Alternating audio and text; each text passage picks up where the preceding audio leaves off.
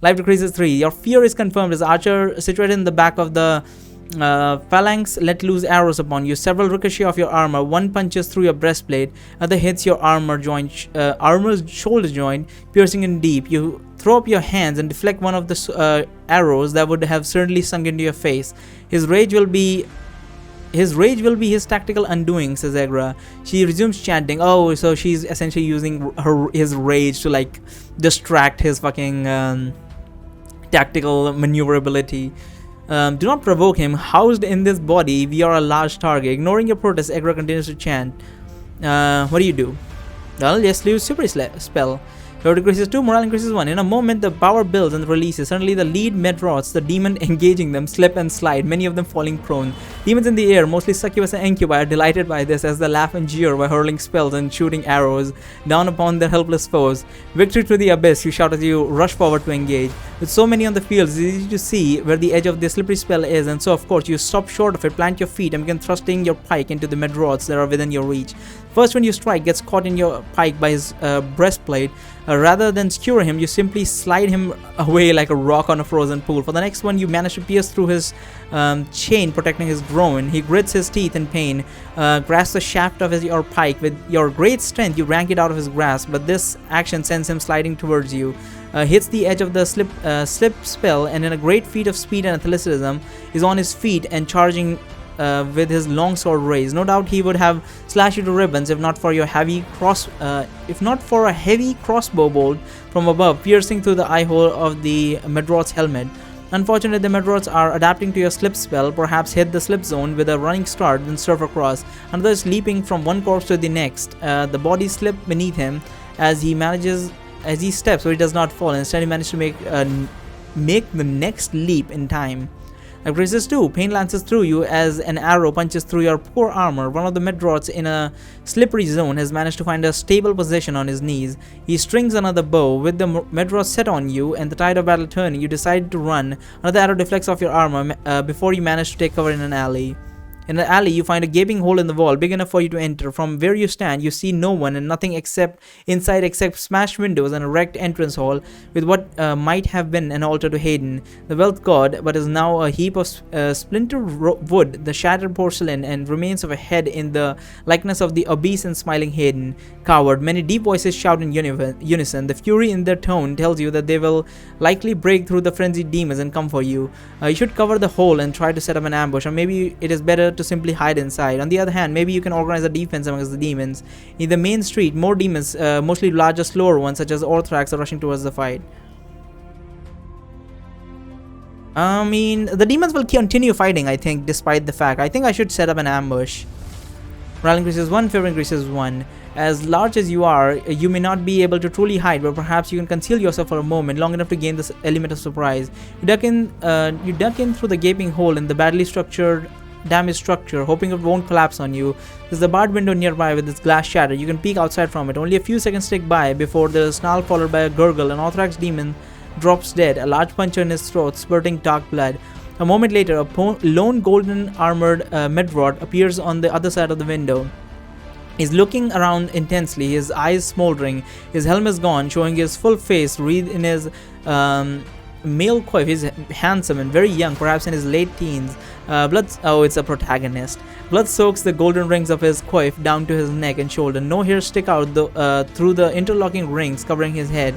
Likely his head is shaved. He carries a spear dripping with blood in one hand and a shield in the other. Any moment he will look over and see you, so without a moment to lose, you quickly stab your pike through the window at the warrior, pierce through his coif into the side of his neck.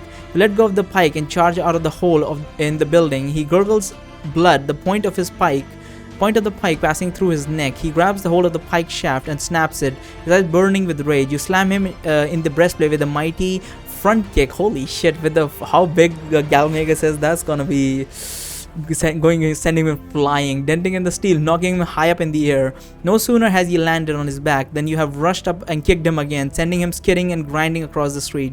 Again you rush after him, picking up a heavy maul by a fallen Orthrax demon on the way. The Medrot springs to his feet, seemingly unharmed by your previous blows, one of which should have been fatal. You bring the maul down on him with all your incredible strength. His crushed head splatters gore everywhere. Finally, what's left of his body topples over and clanking against the stone street. There's a battle cry from behind. You spin around to see a pair of Medrod cells advancing on a demon. One lunges, plunging his spear into the abdomen of the monster, while the other swinging his broadsword, burying in the crook of the demon's neck. The demon staggers back and quickly falls under the coordinated onslaught.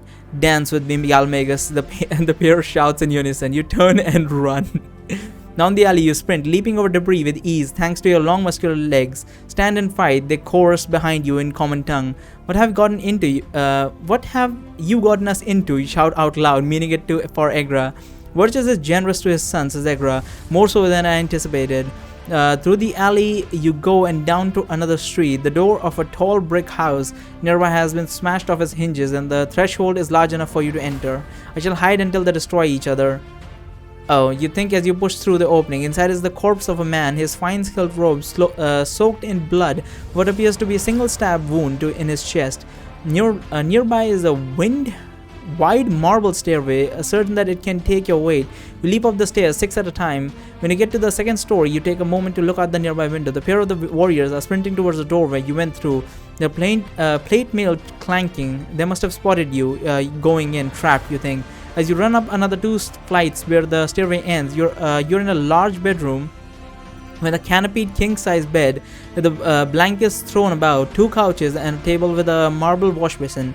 The clanking of the armor from below draws near. Escape will be difficult. You're too large to fit through the window. But thanks to your gigantic size, hiding will not work, at least not for long. You could fortify yourself at the top of the stairway, perhaps behind a couch, and fight with your maul, or you could focus on throwing furniture down the stairways. Oh, that sounds fun.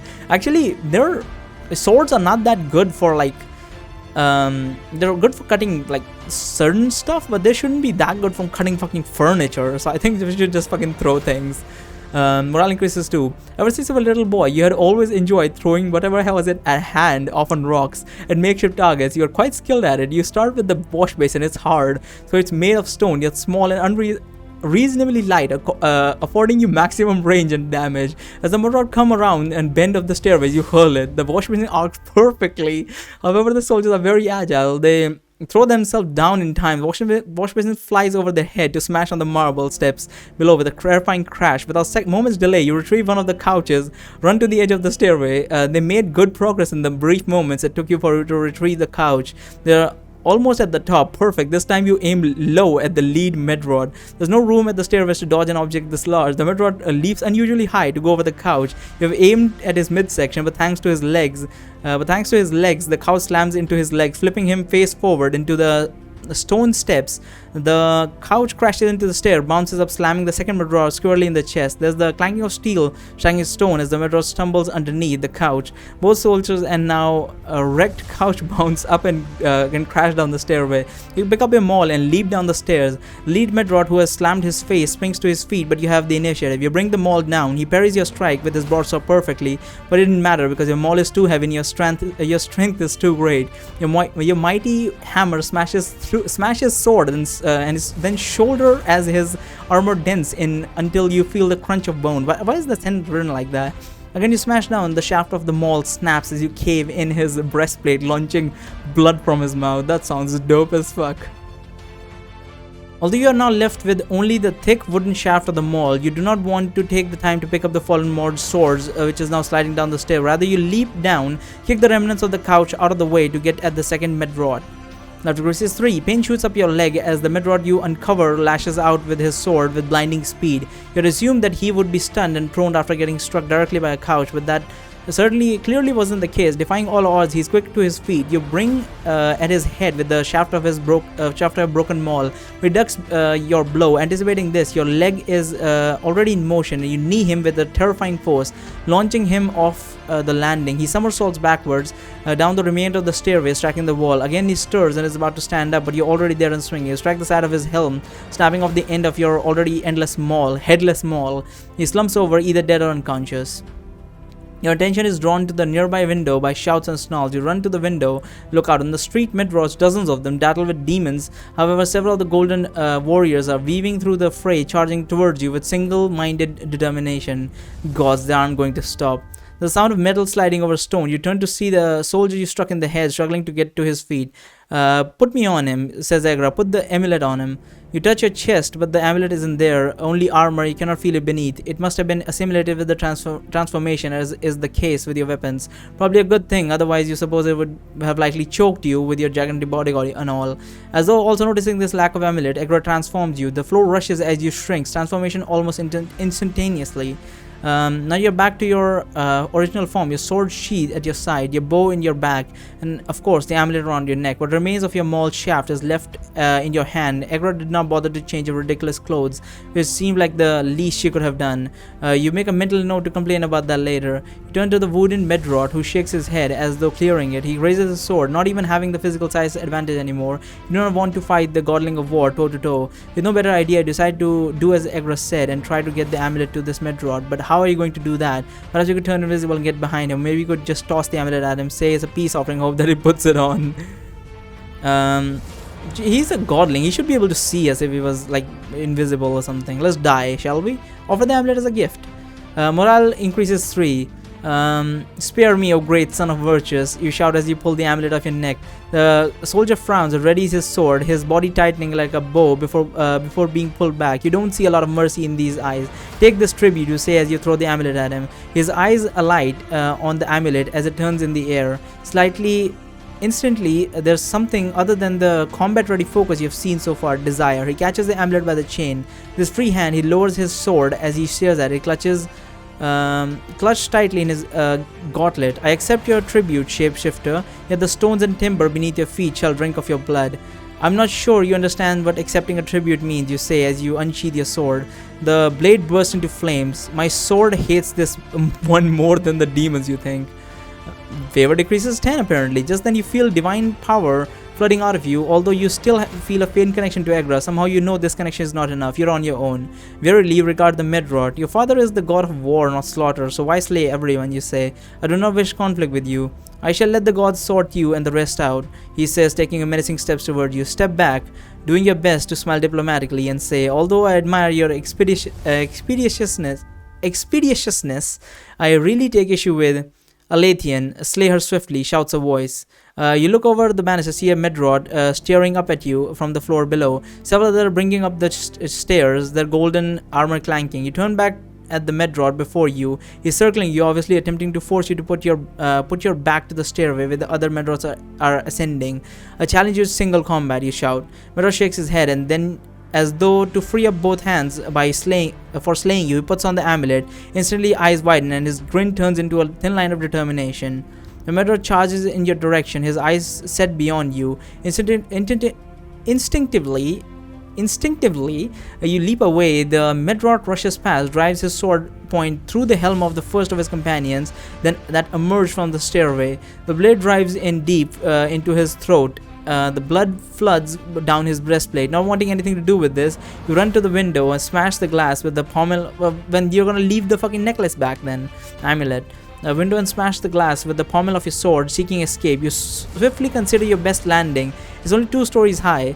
Only 2 stories high, but the street is hard and strewed with debris. There are a few demons' corpses scattered about that you could land on. However, they are covered with horns and jagged steel. You sheath your sword and prepare to lower yourself down below. The clanking of metal from behind. Fearing the point of the sword at your back, you leap out, wishing as you plummet that you could ask Agra for a feather fall. For the barest moment, you focus your will on casting the spell yourself. It does not work. Hit the ground hard, but fortunately, you know how to land, and you roll well with the impact. Up on your feet again, you behold the melee before you. A dozen of Medrot on the street are now battling, not only with the demons, but with each other. The godlings or godlings, as it were, are no longer in synchronized killing unit, but every man for himself. High-pitched laughter echoes from the clanking of steel, and you look up to see Zelva, her face lit in absolute joy. She sends forth a mighty bolt of crackling red energy that explodes amid the golden soldier, shredding one of them and throwing others about. The Lost Order shouts in Abyssal, and the demons behind her roar and start to flood in. Both from above and on the ground, many sons of Virtus turn to fight the demons. However, the coordination is gone, as though the invisible cord that connected them has been severed. Agra, of course, you think. By possessing one, she had disrupted them all somehow, confused them as a trickster does best. This is an alley about 20 meters away that has no combatants in it.